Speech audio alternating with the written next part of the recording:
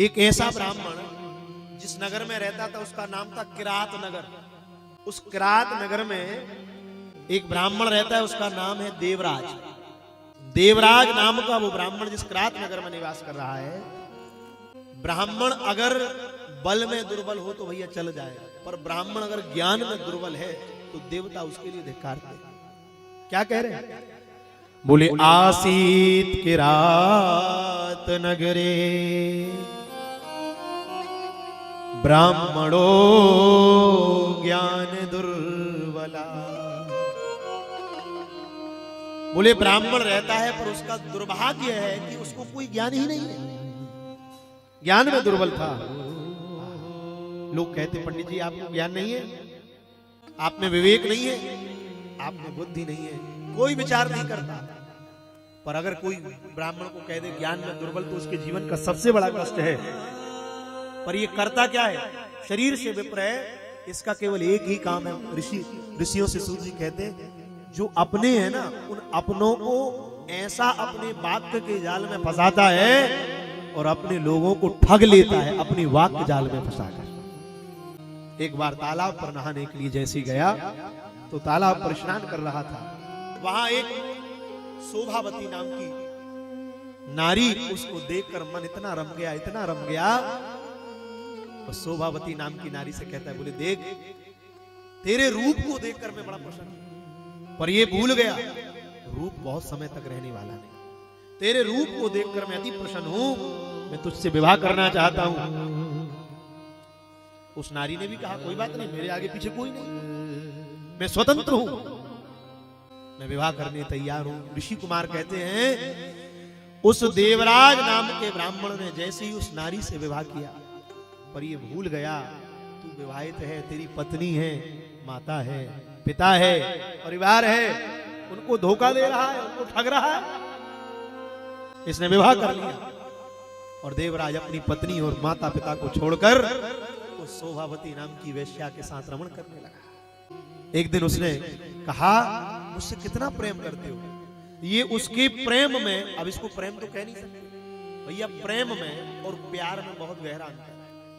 प्रेम वो चीज है, कहा गया है पोथी पढ़ पढ़ जगमुआ पंडित भयो न कोई, और 2.5 अक्षर प्रेम के पढ़े सो पंडित हो। प्रेम इतनी ऊंची व्यवस्था। आप द्वारिका जाएं अंकित भैया, द्वारिका में दिन में 6 बार ध्वजा बदलाती है, 6 बार ध्वजा बदलाती है द्वारिकाधीश प्रभु की। क्यों? भगवान से पूछो ना, आपकी ध्वजा बार बार क्यों बदलते? और एक बार शिखर पर चढ़ गई, दर्शन करके आओ, कितना कठिन है उस शिखर पर चढ़ना भी, फिर भी 6 बार ध्वजा बदला रहे। कहा क्यों?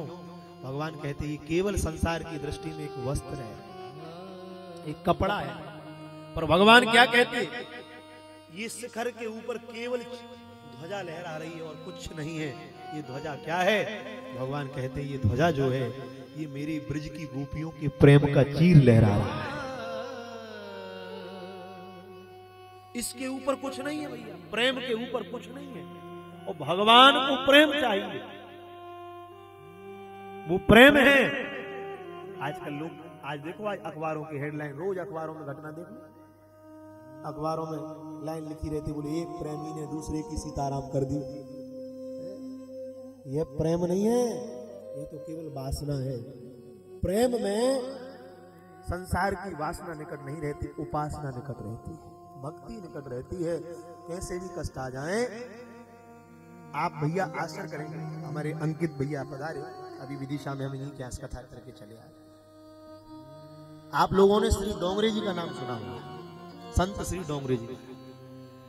श्री डोंगरे जी महाराज को साक्षात सुखदेव जी का अवतार कहा जाता था कि साक्षात सुखदेव जी ही इनके रूप में।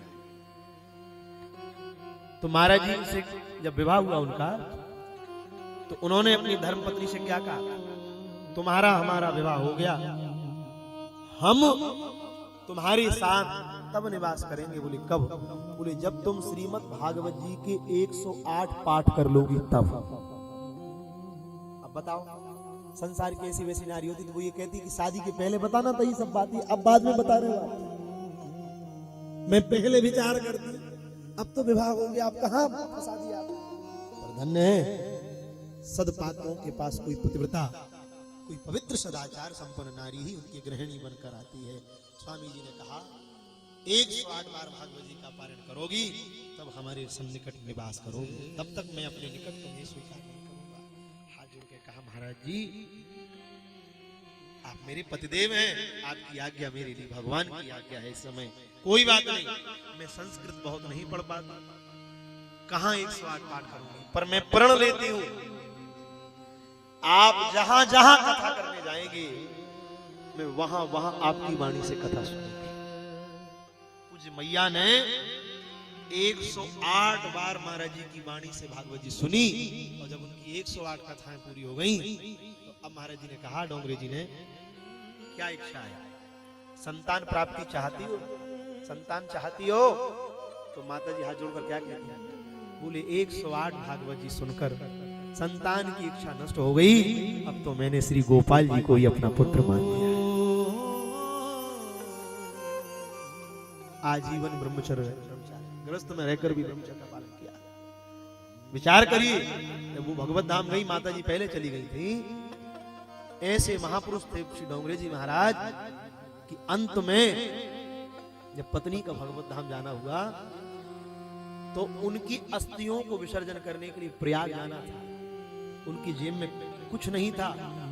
उन्होंने उनके कोई यजमान थे, उनसे कहा, सेठ जी मेरी पत्नी के झुमके हैं, इनको आप रख लीजिए, मुझे कुछ धन की आवश्यकता है, कुछ धन दे दीजिए, मेरी पत्नी की अस्थियां विसर्जन करना है। तो जिनसे कहा वो रोने लगे, कहा आपकी वाणी से ये शब्द सुनने से पहले मैं मर क्यों नहीं गया। इतना त्याग, ये है प्रेम कि आजीवन साथ रहे, और वासना का दृष्टिकोण नहीं रहा। आज का वर्तमान का युग क्या है? लोग कहते हैं हम प्रेम करते हैं, प्रेम करते हैं। झूठ बोल रहे हो, ये प्रेम नहीं है, ये प्यार है। प्रेम में आंसू बहते हैं और प्यार में खून बहता है। रोज देख लो आप, प्रतिदिन पूरे भारतवर्ष में घटनाएं घट रही हैं। क्यों? केवल वासना के अंधी दौड़ है। अगर प्रेमी है तो प्रेमी तो सबका त्याग कर देता है। और यही स्थिति आज, प्रेम की स्थिति को जीव ने नहीं समझा। प्रेम शिव, भगवान श्री कृष्ण कहते हैं, ऊधो गोपी प्रेम की ध्वजा। ये द्वारिका के ऊपर जो चीर लहरा रहा है, ये मेरी ब्रज की गोपियों की प्रेम की ध्वजा लहरा रही है। ये ऊधो गोपी प्रेम की ध्वजा, ब्रज की गोपियां अनन्य प्रेम का प्रतीक है मैया। इसलिए इस ब्राह्मण ने प्रेम नहीं किया।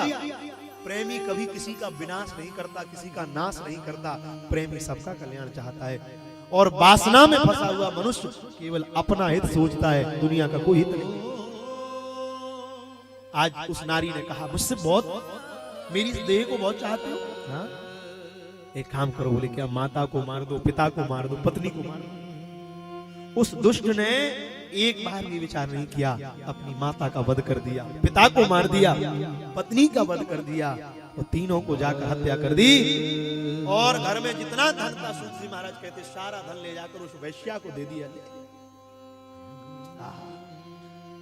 और जब उसके साथ रहने लगा, मांसाहार खाने लगा, मदिरा का पान करने लगा, एक थाली में भोजन करने लगा। शास्त्र कहते हैं एक थाली में भोजन नहीं करना चाहिए। ये तो मिलेच्छ लोग करते, हम लोग तो भगवान की कृपा से पवित्र वैदिक सनातन हिंदू धर्म की उपासना करने वाले लोग।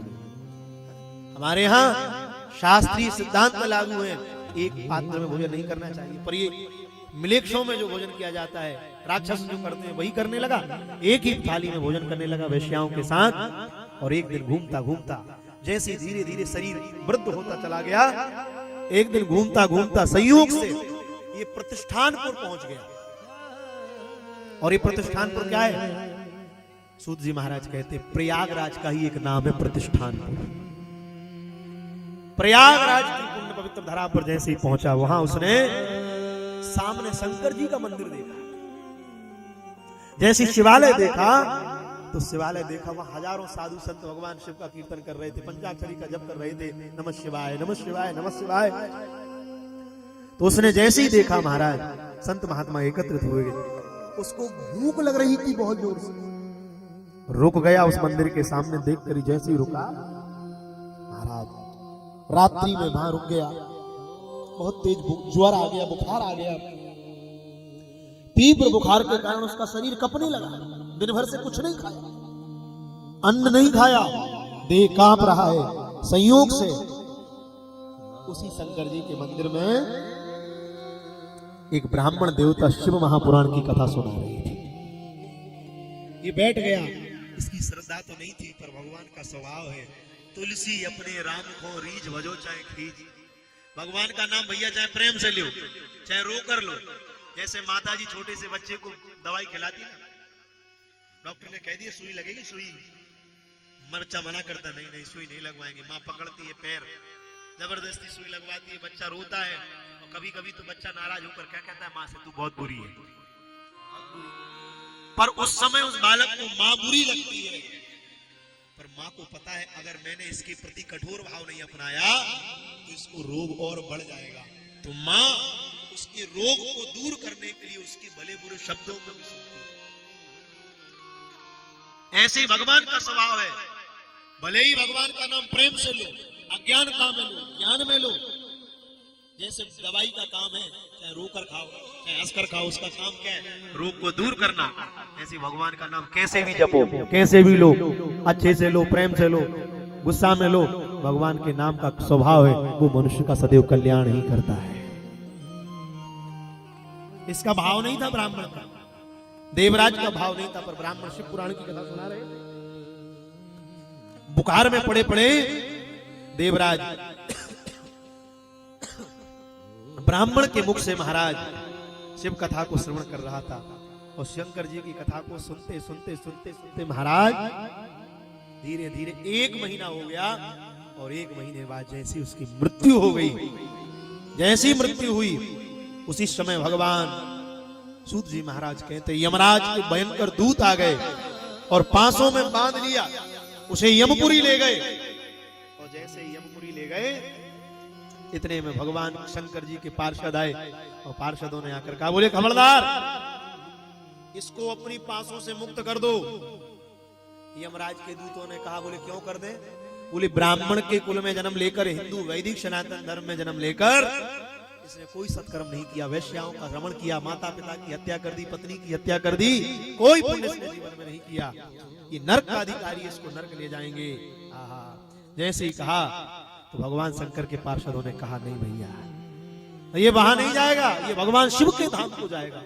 यम के दूतों को बड़ा असर हो गया, बोले ये क्या कह रहे हैं? बोले हाँ, कैसे पार्षद है गौर वर्ण के, आहा, अनेक हाथ में त्रिशूल लग रखे हुए हैं, अंग पर भस्म लगाए हुए हैं, गले में रुद्राक्ष की माला पहने हुए हैं।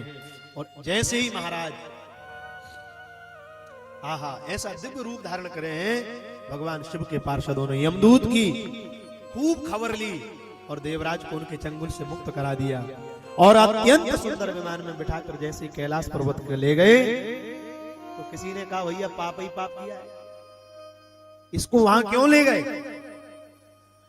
तो ऋषि कुमार कहते, जिस देवराज ने धन के लोभ से अनेक लोगों की हत्या कर दी, माता पिता पत्नी को मार डाला, वह वैश्यागामी मदरा पान करने वाला देवराज किस गुण से भगवान के धाम जा रहा है? तो शंकर जी कहते, इसने कोई गुण नहीं किया, पर बाहर मंदिर के पड़े पड़े एक ब्राह्मण के मुख से शंकर जी की कथा सुन ली, उस कथा के पुण्य से ही भगवान शिव के कैलाश पर्वत की ओर जा रहा है। कौन दयालु होगा शंकर जी जैसा?